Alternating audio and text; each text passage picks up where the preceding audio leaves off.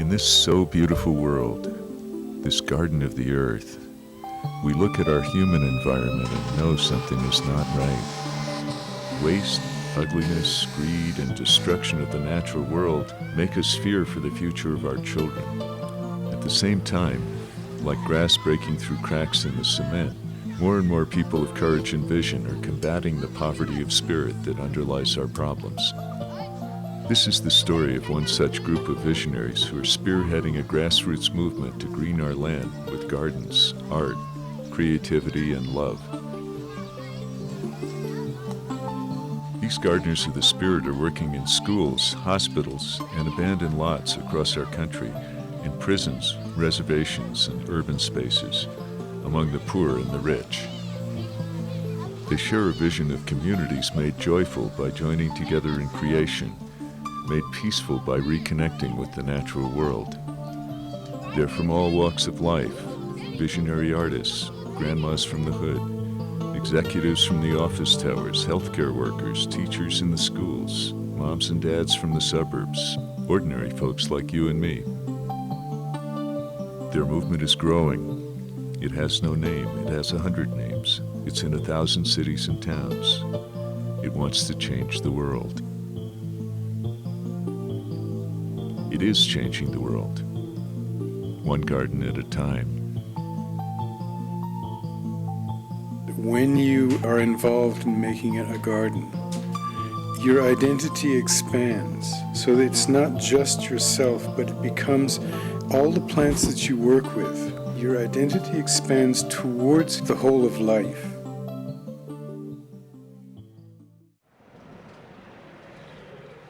In the early 70s, large sections of major U.S. cities were abandoned to the poor as the middle class moved to the suburbs. Rents plummeted and hundreds of thousands of buildings were left to be boarded up or burned. The burned buildings were torn down, leaving tens of thousands of vacant lots. Christy was a community activist in the Lower East Side, and her and a couple of friends got together and cleaned out this empty lot that was full of garbage and just wanted to make their neighborhood better. Most of the gardens in the Bronx were filled with weeds. They had cars, they had crack dealers, they had prostitution, they had dumping, they had everything you don't want in your neighborhood. The Green Guerrillas and other community activists and other green groups wanted to clean up their neighborhood, which is basically how the garden movement started. The guerrilla gardening movement really started in the mid-70s with seed bombs. People would fill up a balloon with some seeds and water and just start chucking them into vacant lots, and people used to throw these seed bombs with the hope that they'd take off. In New York City nowadays, there's around over 700 community gardens that serve different purposes in their neighborhoods.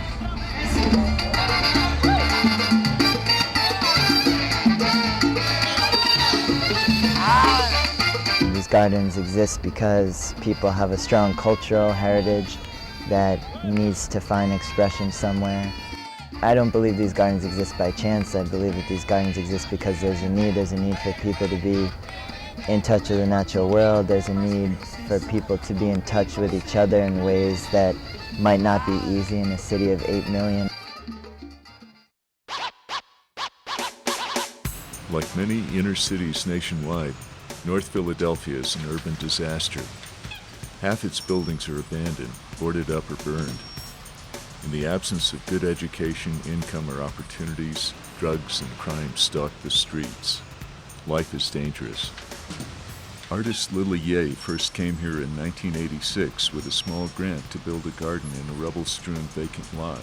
I went and asked people who do those kind of things. So I said, how do you make a garden? And so they say, well, the children are going to destroy everything you build. So as I was about to pull back from the proposal, it was that little voice said in me that you have to rise to the occasion, otherwise the best of you would die and the rest would not amount to anything. The children came. We were poking around. They said, oh boy, they're looking like they had fun. And so they came in. They said, can we help you? I said, sure you can. That's how we started. No adults but children. And then I didn't want to come back. We did this project, I'm going to have shows in museums, in galleries, in more glorious places. And then I couldn't forget about this place. It comes to my mind every day when I was not here. And then I said, something draws me back. There was something vital. I needed to be here. So I founded a little bit more money next year, and the next year, then volunteer began to come in, and then more funding, and then vision began to come to me and would not stop. You know, it's just getting bigger and bigger, more people come in.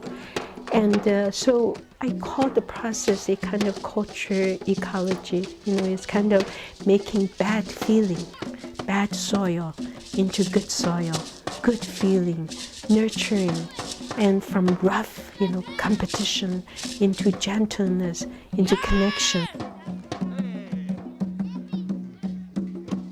18 years of love, creative energy, and hard work have built an oasis in the heart of North Philly's urban jungle. Whole blocks of gardens, mosaics, trees, and rehabilitated buildings carved bit by bit out of the surrounding desolation.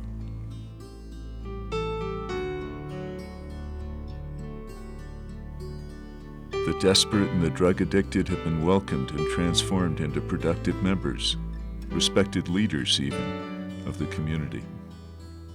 I never thought that I would be free of the obsession and compulsion that drugs and an addictive process have brought into my life. I had no concept of how art can possibly transform not only a community but a person.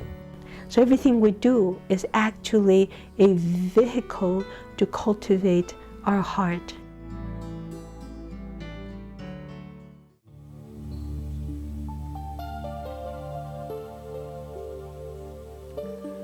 Our children need to know that we depend on our earth for everything. For our food, clothing, homes, for our very existence. And most of all for its beauty and for its living beings. They need teachers to share this knowledge.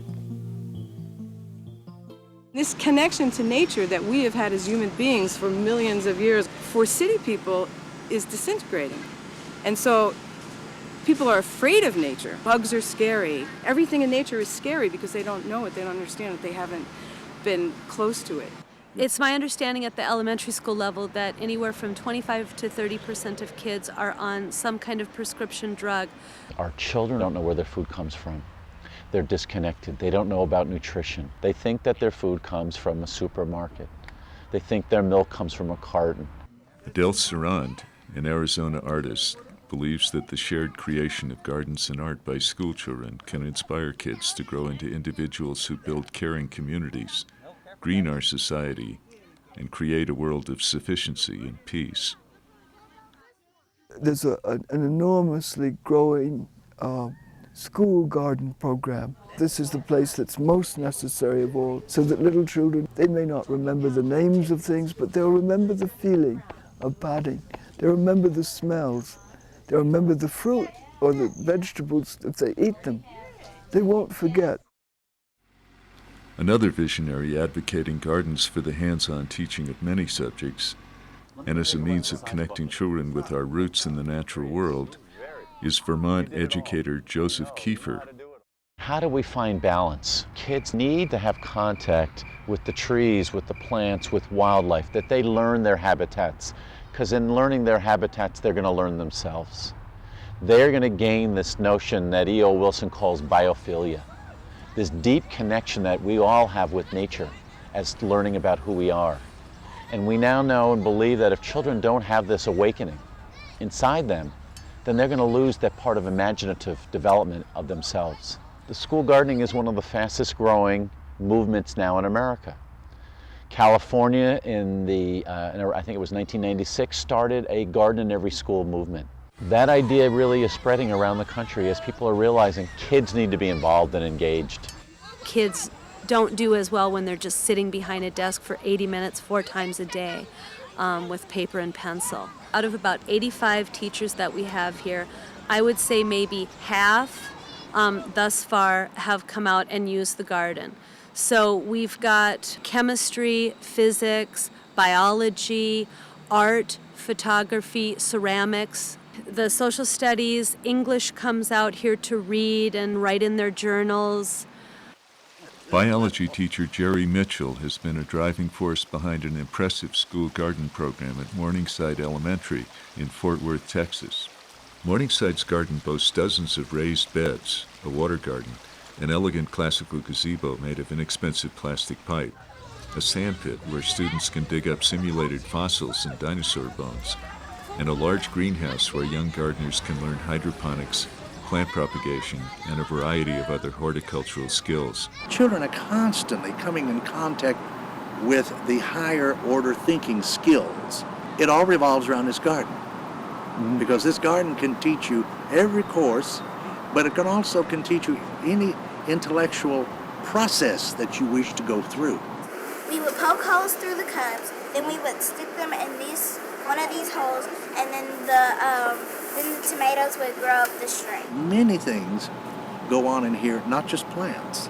Discipline, order, organization, presentation, how to present a program. We sketched the garden, and then we went to the computer lab and we made a map of it. Of course, you throw in about frogs and comparative anatomy, about anything that might crop up, because they will throw many questions at you that are tangential, really, to botany. But being a teacher where you know that there's an interest, so grab it. This garden is the binding concept. This is what holds this school together.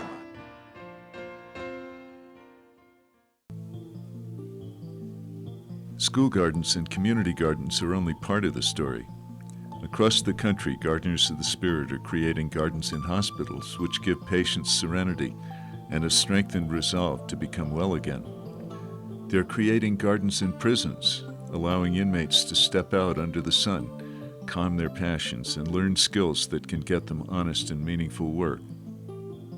They're contributing fresh produce to food pantries, which supply free groceries to millions of Americans with limited means, particularly elderly people dividing small fixed incomes between medications, rent, and food.